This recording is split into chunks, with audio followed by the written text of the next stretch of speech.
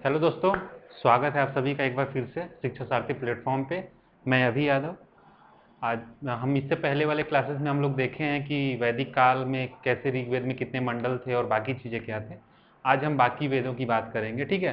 तो अब जैसे इससे पहले हम लोग देखे हुए थे ऋग्वेद, ठीक है। तो जब हम ऋग्वेद देखे थे, ठीक है, तो जब हम ऋग्वेद देखे थे तो हम एक चीज़ देखते हैं कि ऋग्वेद में कितने मंडल थे। तो हम लोग वहाँ देखते हैं कि 10 मंडल थे, 10 मंडल थे। उसमें से दूसरे से लेकर के 7वें मंडल तक का जो था वो सबसे पुराना मंडल था, जो कि कई ऋषि मुनियों के द्वारा जो है वेद लिखे गए। ऐसा भी नहीं रहा कि नहीं किसी एक के द्वारा लिखा गया और हाँ ऐसे आ गया, नहीं। कई ऐसे ऋषि मुनि थे जो अपने अपने ताड़पत्रों पे पांडुलिपियों के द्वारा लिखे और उसके बाद जो कि अलग अलग जगहों से इकट्ठा कर करके एक जगह संकलित किया गया। और ये संकलित करने का जो कार्य किया वो महर्षि जो कृष्ण द्वैपायन थे, जिनको हम लोग वेद व्यास के भी नाम से जानते हैं, क्योंकि उन्होंने वेदों को संकलित किया, इस वजह से उनको हम लोग वेद व्यास भी कहते हैं। उन्होंने ही महाभारत की रचना की। तो संकलनकर्ता जो थे वो वेद व्यास थे, यानी संकलित किए वेदों को, और जो रचना की है उन्होंने महाभारत की, ठीक है। तो बाकी चीज़ें इसमें हम देखेंगे, जैसे दूसरे से 7वें मंडल का हम देखते हैं तो सबसे पुराना मंडल रहा। लेकिन इसके बाद हम देखते हैं कि जो और मंडल जो रहे, सारे मंडल के बारे में हमें नहीं पता है, लेकिन बाकी मंडल के बारे में हमें पता होना चाहिए। जैसे तीसरा मंडल है, तीसरा मंडल में हमें गायत्री मंत्र के बारे में पता है, जैसे ओम भूर्भुवस्सुवः ना तत्सवितुर्वरेण्यम। तो ये क्या है कि ये हमारा जो गायत्री मंत्र है ये ऋग्वेद के तीसरे मंडल में है। और इसको किसने लिखा, ठीक है, तो विश्वामित्र के द्वारा सवित के लिए था। इसके बाद हम देखते हैं चौथे मंडल में, तो कृषि के बारे में जानकारी हमें कहाँ मिलती है, तो कृषि के बारे में जो हमें जानकारी है वो मिलती है चौथे मंडल में।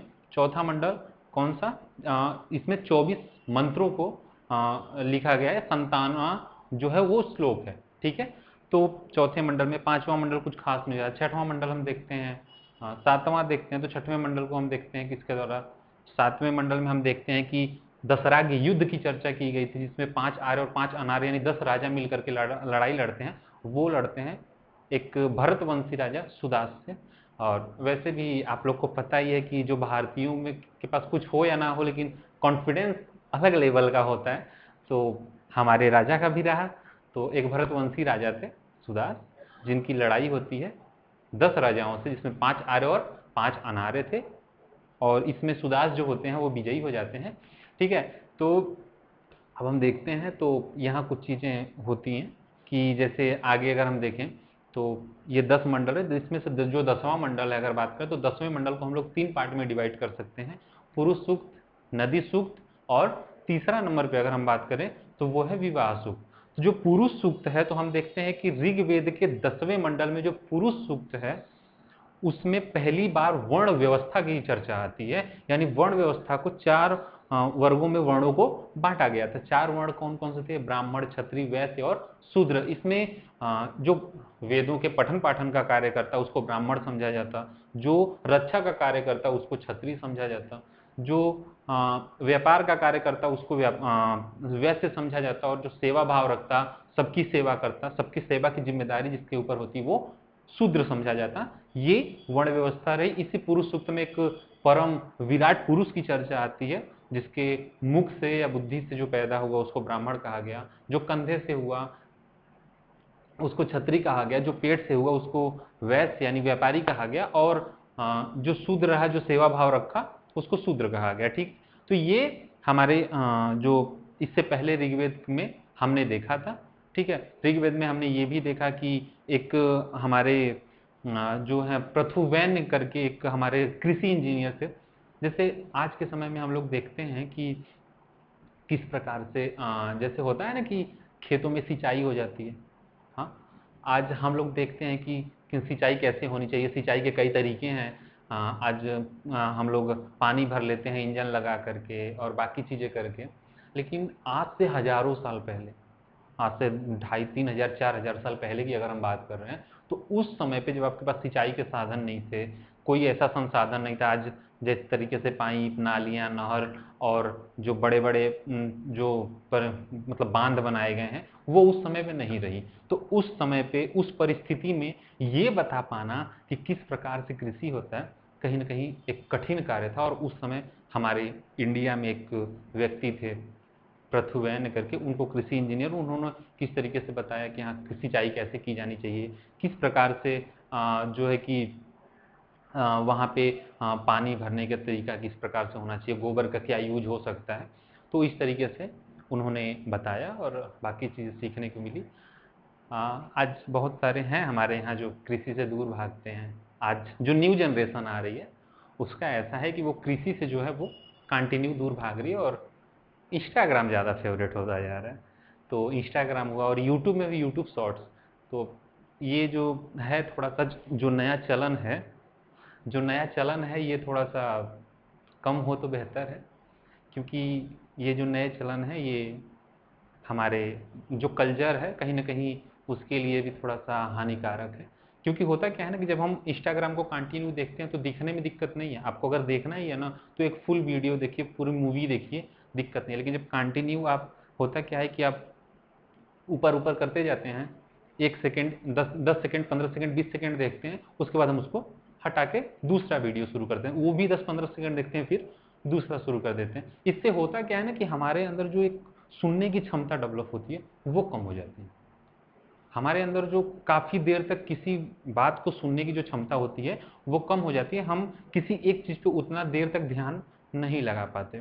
तो इसलिए भी अगर आपको देखना ही है तो बिल्कुल देखिए, लेकिन कोशिश करिए कि जो रील्स होते हैं या शॉर्ट्स होते हैं उसको कम देख करके आधे घंटे, 1 घंटे, 20 मिनट तक की चीज़ों को कंटिन्यू देखना ज़्यादा बेहतर है। वजह क्या है कि इससे आपकी जो सुनने समझने की क्षमता है वो धीरे धीरे कम हो, तो उसको कम होने से बचाने के लिए ये ज़्यादा ज़रूरी है। तो इस पे थोड़ा ध्यान देना, खास करके आजकल जो छोटे बच्चे हैं उनके ऊपर इसका असर ज़्यादा दिख रहा है। तो बिल्कुल आते हैं हम लोग टॉपिक पे। और हम लोग टॉपिक में जब देखते हैं तो हम लोग देखते हैं कि ऋग्वेद में सोम रस की चर्चा आती है। सोम रस की चर्चा आती है तो इसका सोमपान कौन करता था? तो इंद्रदेव करते थे। आज हम लोग, जैसे होता है ना कि वर्तमान समय में ये सबसे प्रमुख देवता है, सबसे एक तरीके से कह सकते हैं कि एक अब इस धर्म में ये उच्च पे हैं या सर्वोच्च पे हैं। 1 मिनट, लाइट को क्या हुआ?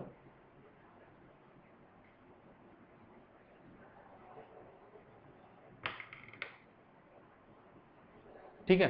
तो हम लोग देखते हैं तो जो इंद्रदेव थे वो क्या करते हैं, सोमपान करते हैं, यानी कि सोम रस का पान करते हैं। जब हम देखते हैं तो इनको, इंद्रदेव को सोमापा भी कहा जाता है। वजह कि वो सोमपान का जो सोमपान करते थे, सोम रस का पान करते थे, इस वजह से उनको सोमापा भी कहा जाता है। ठीक है। अगर हम देखें कि जैसे इसमें हम लोग देख रहे थे 10वें मंडल में, तो हम लोग को 10वें मंडल में एक सुना जैसे कि जो नदी सूक्त है। जब हम नदी सूक्त में आते हैं तो नदी सूक्त में हम देखते हैं कि वहाँ नदियों की चर्चा है। नदियों में जो सबसे पूजनीय नदी थी ऋग्वेद में, यानी कि एक तरीके से कह सकते हैं ऋग्वैदिक एरा में, ऋग्वैदिक काल में जो सबसे पूजनीय नदी रहा वो सरस्वती नदी रही। आज हमारे समय में सबसे पूजनीय नदी गंगा नदी को मानते हैं हम लोग। और लेकिन उस टाइम पे जब हम देखते हैं तो वहाँ पे पूजनीय नदी सरस्वती नदी थी। अगर हम बात करें कि सबसे ज़्यादा पूजनीय नदी भले सरस्वती नदी रही, लेकिन सबसे ज़्यादा अगर कोई प्रयोग में लाई जाने वाली नदी रही तो वो नदी रही हमारी सिंधु नदी। ठीक है, जिसका हमने ऋग्वेद में 33 बार इसका प्रयोग किया गया है ऋग्वेद में। अगर हम बात करें तो इसमें यमुना नदी की भी बात आई है, 3 बार यमुना नदी का प्रयोग हुआ है। और अगर हम बात करें तो गंगा नदी का भी प्रयोग आया है ऋग्वेद में, लेकिन हाँ इसमें केवल 1 बार गंगा नदी का आया है। ठीक है। तो हमने ऋग्वेद पे कल चर्चा की है, आज हम बाकी जो तीनों वेद हैं उस पर चर्चा करते हैं। तो सबसे पहले जब हम देखेंगे तो हम यहाँ पे देखते हैं कि हमारे 4 वेद हैं। सबसे पहले हमारे 4 वेद हैं वो कौन कौन से हैं वो देख लेते हैं हम लोग। तो सबसे पहले जो हमारे 4 वेद हैं वो हैं ऋग्वेद, यजुर्वेद, सामवेद, ठीक है, और अथर्ववेद। ठीक, ये हमारे 4 वेद है जिसमें हमने ऋग्वेद पे इससे पहले ही चर्चा कर ली है। आज हम चर्चा करेंगे बाकी इन तीनों पे, ठीक है। जब हम इन तीनों पे चर्चा करेंगे तो जो यजुर्वेद है सबसे पहले, तो यजुर्वेद हमारा क्या है, वो कैसा वेद है, तो हम यजुर्वेद में देखते हैं कि ये इसमें यज्ञ की चर्चा की गई है।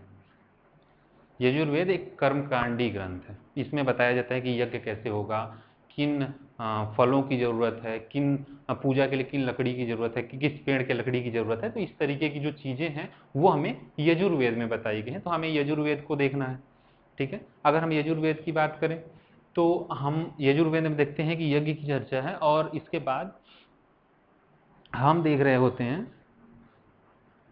कि यहाँ पे इसको यजुर्वेद को जो है वो 2 पार्ट में डिवाइड किया गया है। यजुर्वेद को भी इसमें 2 तरीके से, पहला और दूसरा वो क्या क्या है, अगर हम उसको देखें तो हम यहाँ पे देखेंगे सबसे पहले तो एक है शुक्ल, एक है कृष्ण, यानी यजुर्वेद को भी 2 पार्ट में डिवाइड किया गया है, ठीक। अगर हम शुक्ल और कृष्ण की बात करें, जब हम यजुर्वेद में देखते हैं, जैसे ये शुक्ल और कृष्ण क्या, तो हम लोग जब 9वीं 10वीं में पढ़ते या 8वीं में पढ़ते तो हम लोग किताबों में एक चीज़ देखते थे, वो क्या होता था, तो हम लोग देखते थे कि किस प्रकार से उसमें गद्य होता था और पद्य होता था ना, कि जो गा कर गा सकते हैं वो हमें पद्य में आता था, और जो कहानी होता या फिर कोई किसी की कहानी या किसी की आत्मकथा होती या कुछ और चीज़ें होती तो उसको हम लोग गद्य की श्रेणी में रखते थे, ठीक है। तो यहाँ पे जब हम देखेंगे तो सेम वैसे ही है। यज्ञ की अगर बात करें यजुर्वेद में तो ये होता था पद्य और एक होता था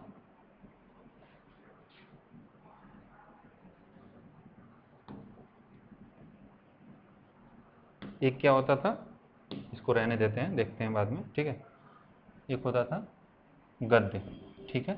यानी इसको 2 तरीके से होता था यज्ञ भी, जिसमें एक होता था पद्य, एक होता था गद्य। जब हम देखते हैं तो यहाँ पे एक गाकर भी होता था और दूसरा पढ़कर भी किया जाता था, ठीक है। तो हम यहाँ पे ये यजुर्वेद में देखते हैं, ठीक है। अब आते हैं सामवेद पे। ये सामवेद क्या था, तो सामवेद में संगीत के बारे में बताया गया, संगीत की चर्चा है, ठीक है। सामवेद में क्या है, तो हम देखते हैं संगीत की चर्चा है, ठीक है। संगीत की चर्चा है, इसमें 7 स्वरों की चर्चा है। कौन से, जो आज गाना होता है ना, सॉन्ग, जो संगीत होते हैं सा रे गा मा पा धा नी सा, तो जो सा होता है वो 2 बार आ जाता है, इस वजह से उसका यूज नहीं होता। तो जो सा रे गा मा पा धा नी सा, तो इसका जो है ये 7 स्वर जो हैं इसी सामवेद में हैं, ठीक है। तो सामवेद में 7 स्वरों की चर्चा है, संगीत की चर्चा है, ठीक है।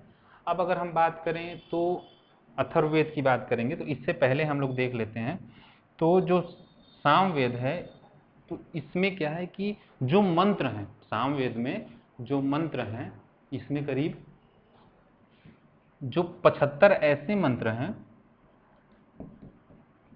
75 मंत्र ऐसे हैं जो हमें ऋग्वेद से अलग हैं, यानी कि सामवेद में अलग ऐसे 75 मंत्र हैं। बाकी सारे के सारे जो मंत्र हैं, सारे के सारे, यानी 75 मंत्रों को अगर हम छोड़ दें तो बाकी सारे जो मंत्र सामवेद में लिए गए हैं वो हमें ऋग्वेद से मिलते हैं, यानी ऋग्वेद से हैं। यानी कि सामवेद के जो मंत्र हैं वो केवल 75 मंत्र ऋग्वेद से अलग हैं, बाकी जो मंत्र हैं वो सेम टू सेम ऋग्वेद से मैच होते हैं, यानी ऋग्वेद से। यानी हम ये कह सकते हैं कि कौन सा ऐसा ग्रंथ है, क्वेश्चन बनता है कि कौन सा ऐसा ग्रंथ है जो ऋग्वेद पर आधारित है, तो हम कह सकते हैं सामवेद है। क्यों, क्योंकि अगर 75 मंत्रों को हम छोड़ दें तो बाकी हम देखते हैं कि ऋग्वेद में सारे मंत्र, ठीक है। तो ऋग्वेद के सारे मंत्र हमें सामवेद में ऐसे मिल जाते हैं, तो इसलिए कहा जाता है कि जो हमारा सामवेद है वो ऋग्वेद पे आधारित ग्रंथ है, ठीक है।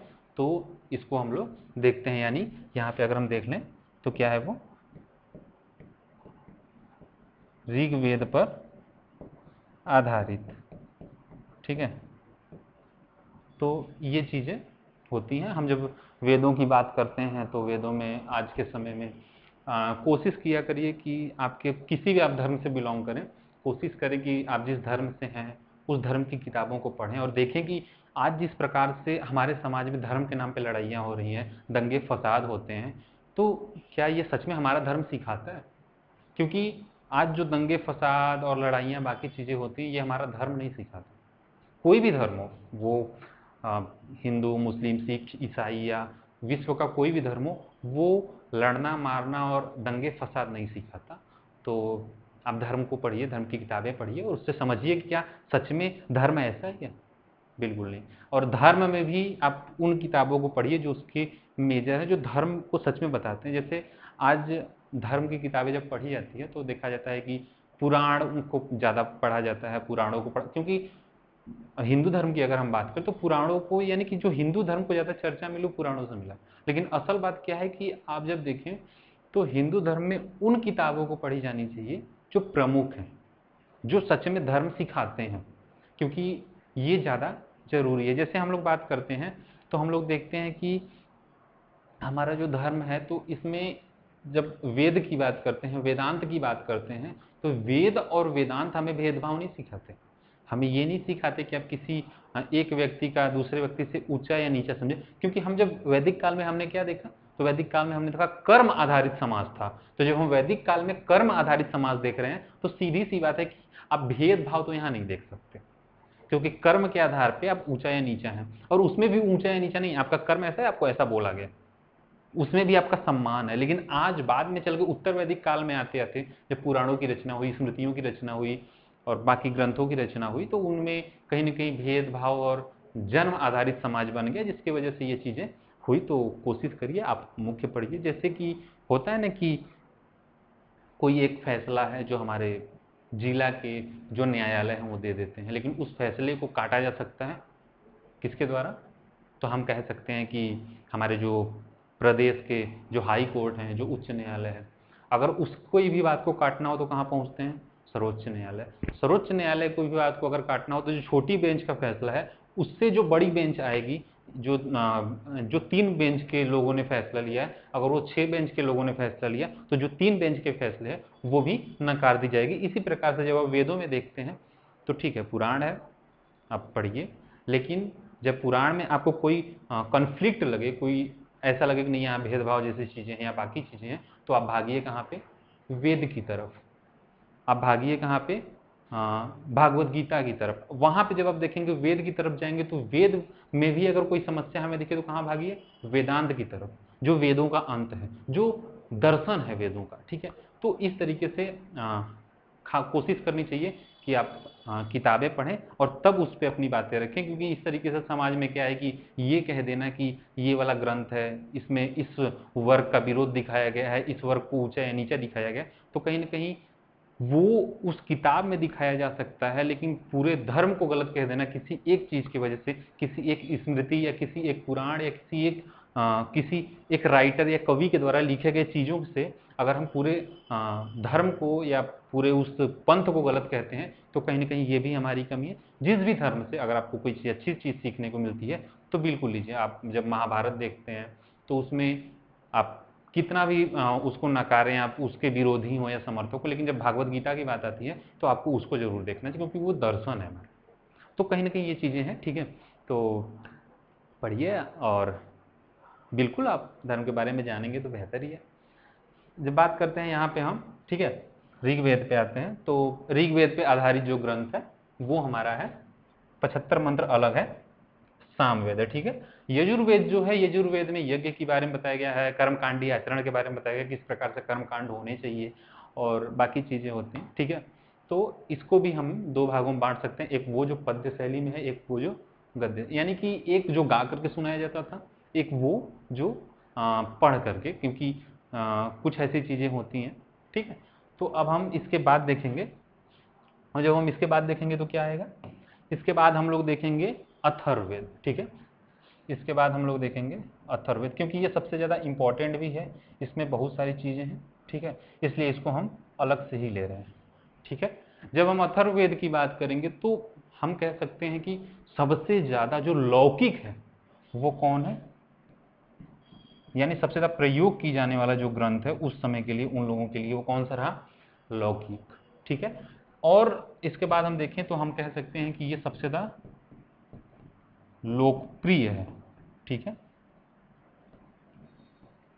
हम बात करते हैं तो हम यहाँ ये देखते हैं कि अथर्ववेद को जो एक अथर्वा ऋषि थे और अंगिरस, इन दोनों के सहयोग से मतलब इस ग्रंथ को लिखा गया जो हमारा वेद है। ठीक है, तो इसको इसलिए लिखा गया, इसलिए इसको कह दिया जाता है अथर्ववेद। ठीक, इसको हम लोग एक और नाम से जानते हैं, ब्रह्मवेद के नाम से। ठीक है, इसको हम लोग कौन से नाम से जानते हैं? ब्रह्मवेद के नाम से।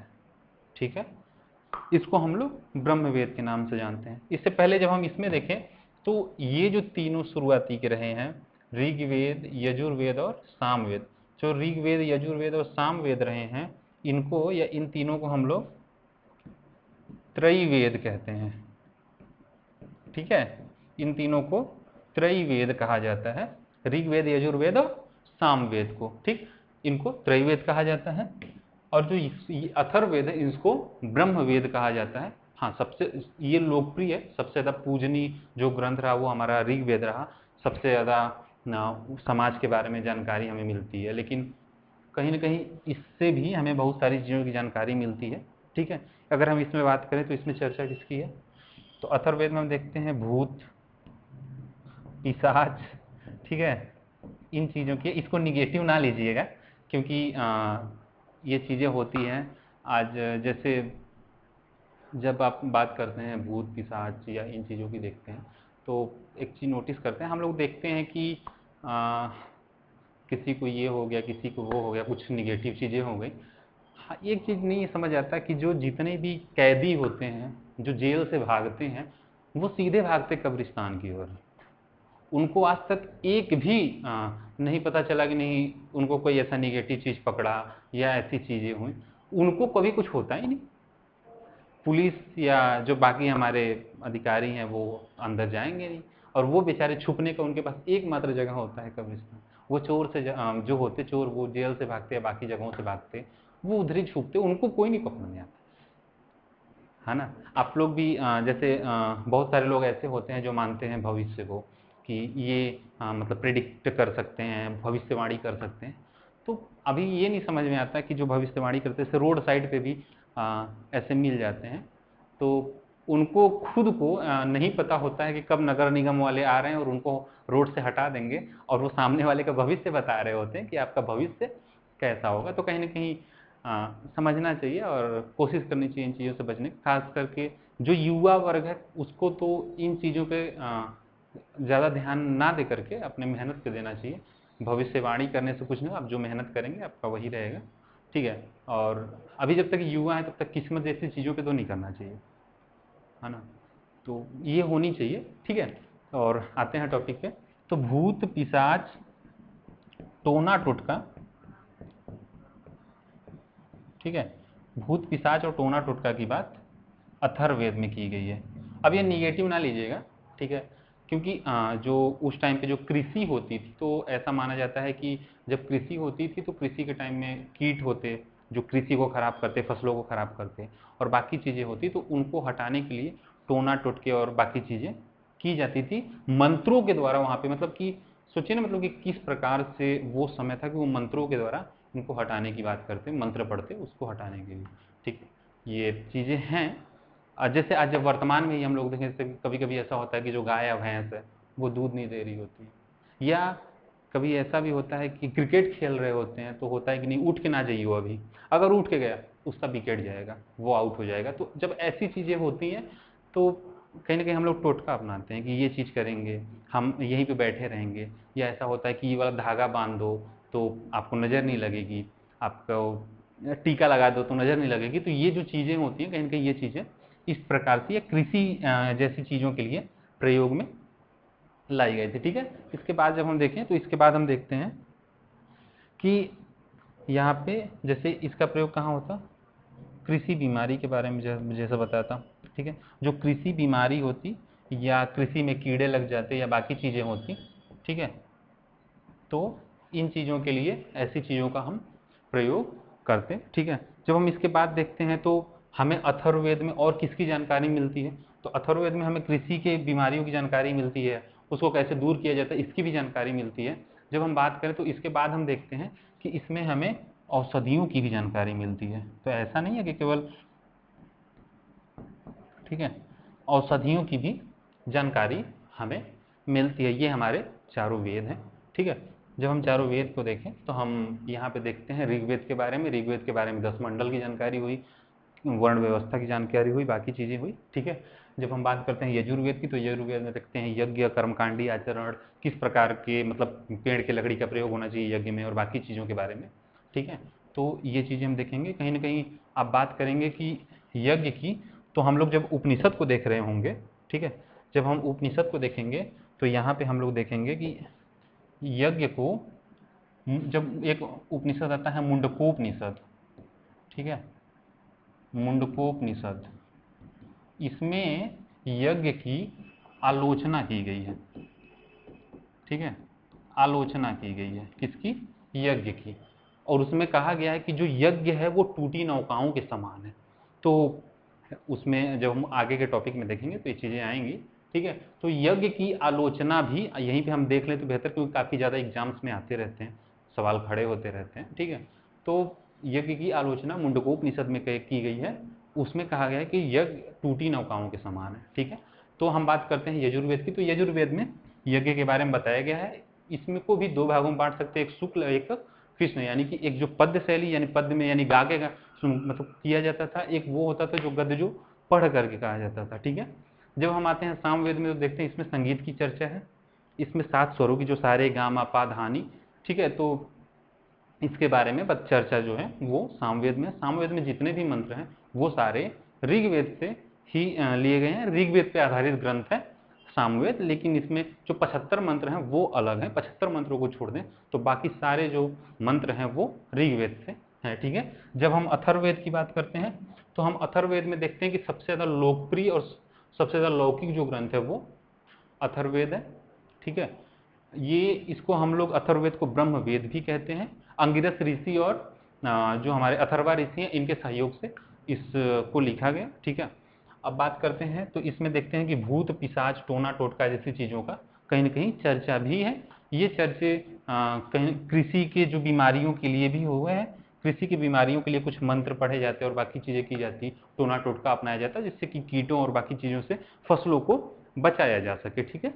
और इसमें औषधियों की भी चर्चा हमें मिलती है, ठीक है। अब हम बात करते हैं तो इसके बाद हम देखते हैं जैसे, तो हम यहाँ देखते हैं कि जो वैदिक सभ्यता के लोग थे, जो वैदिक काल के लोग थे, वो कौन सी भाषा का प्रयोग करते थे। तो हम देखते हैं कि वो लोग संस्कृत का यूज करते हैं, ठीक है। क्या वो संस्कृत आज जैसी थी? नहीं, संस्कृत आज जैसी नहीं थी। जैसे हम लोग हिंदी बोलते हैं तो हिंदी में बहुत सारी चीज़ें होती है ना, कि जो शुद्ध हिंदी है वो कुछ और है, और अभी हम लोग जैसे बात कर रहे हैं तो हिंदी में बहुत सारे इंग्लिश के वर्ड, बहुत सारे उर्दू के वर्ड, और बाकी जो मतलब लैंग्वेज जो भाषाएं हैं उनके वर्ड्स को, उनके शब्दों को हम लोग यूज करते हैं, ठीक उसी प्रकार से, ठीक है। तो जो वैदिक काल के लोग थे वो वैदिक संस्कृत का प्रयोग करते, ठीक है। वैदिक संस्कृत उनकी भाषा थी, इसमें लिखे। अब ये क्या है कि ये इतनी कठिन होती कि आम जनता इसको नहीं पढ़ पाती, सब लोग नहीं पढ़ पाते, ये बहुत ज़्यादा कठिन होती थी, ठीक है। अब ये कौन पढ़ पाता? जो काफ़ी ज़्यादा ज्ञानी होते उस टाइम पे, जो ब्राह्मण होते। अब वो ब्राह्मण आज की तरह नहीं है जो आज जन्म के आधार पे हो गया, नहीं। वो कोई भी व्यक्ति जो पढ़ा लिखा है वो ब्राह्मण, वो कोई भी व्यक्ति जो वेदों का ज्ञाता है वो ब्राह्मण है। ये नहीं कि आज की तरह जन्म आधारित है कि आज जन्म आधारित हो गया है ना, कि आप जन्म के आधार पर ये हो गए हैं, कोई भी व्यक्ति नहीं, ऐसा नहीं है। जो भी व्यक्ति पढ़ा लिखा होता, वेदों का पाठ करता, वेदों का ज्ञाता होता, उसको ब्राह्मण कह दिया जाता। तो जो वेदों के ज्ञाता होते, जो काफ़ी जानकार होते इन चीज़ों में, तो वो क्या करते थे, इस चीज़ को पढ़ पाते थे। और बाकी इसके बाद थोड़ा परिवर्तन आया और चेंजेस आए। हम देखते हैं इसके बाद प्रयोग की जाती है लौकिक संस्कृत, ठीक है। धीरे धीरे इसमें चेंजेस आया, समय के साथ कुछ परिवर्तन आया और थोड़ा सा और आसान हुआ। लौकिक संस्कृत जो धीरे धीरे बाकी लोग, आम जनता और बाकी लोग मिक्स करके बोलना शुरू कर दिए इस तरीके से, ठीक है। तो ये लौकिक संस्कृत हो गई, ठीक। अब बात करते हैं तो और भी ज़्यादा इसमें परिवर्तन है, भाषाएं धीरे धीरे समय के साथ बदलती गई। अब कौन सा आया, तो हम लोग देखते हैं कि एक आता है हमारा पाली, ठीक है, हम देखते हैं पाली आता है, हम देखते हैं प्राकृत आता है, ठीक है। जब हम पाली और प्राकृत को देखते हैं तो ये कौन सा समय रहा है, जब जैन और बुद्ध का समय रहा। जैन और बुद्ध के समय में क्या होता है, पाली और प्राकृतिक मतलब जो भाषाएं हैं उनका ज़्यादा कुछ ज़्यादा ही मतलब प्रसार होता है। हम देखते हैं कि जो बुद्ध के ज्ञान है वो कहाँ कहाँ तक जाते हैं। हम देखते हैं कि जो बाकी उनके विचार हैं वो किस प्रकार से फैलाए जाते हैं। तो ये चीज़ें हमारे आगे वाले टॉपिक्स में आएंगी, ठीक है। तो ये रहा अभी। इसके बाद और ये भी उतना भी आसान नहीं था जो सब लोग बोल रहे हैं, क्योंकि ये ठीक है, लेकिन धीरे धीरे समय परिवर्तन हुआ और धीरे धीरे आया अपभ्रंश, यानी कि अब इसमें हिंदी के भी कुछ शब्द जोड़े जाने लगे। मराठी हिंदी, जो बाकी जगहों के अलग अलग, पहाड़ी हिंदी, तो इन जैसे क्षेत्रों के अलग अलग अब ये मिक्स होते गए और नया लैंग्वेज बना, नए भाषाएं बनी। तो इस तरीके से ये चीज़ें होती गई, ठीक है। और ठीक है, इसके बाद देखेंगे हम लोग ये चीज़ें हमारे हुई। इसके बाद अगर हम बात करें तो हम लोग देखेंगे किस प्रकार से ये लोग जो वैदिक काल के लोग थे उनका समाज कैसा था। तो हम देखेंगे कि ये जो ये कबीलाई थे, जन थे, कई परिवार मिल करके एक, उस परिवार को कुल कहा जाता है। जब कई परिवार या कई कुल जब मिलते तो एक ग्राम बन जाता है। जब एक ग्राम बनता तो कई ग्राम मिल करके क्या बनाते थे, जनपद बनाते। कई जनपद मिल करके महाजनपद बनाते। तो जब हम महाजनपद को देखेंगे तो हम उसमें एक चीज़ और देख रहे होते हैं, वो क्या होता है, तो हम महाजनपद में देखते हैं कि 16 महाजनपद होते हैं। इसमें एक जो महाजनपद था वो कौन सा था, तो वो 16 महाजनपदों में एक महाजनपद जो था वो हमारे पास था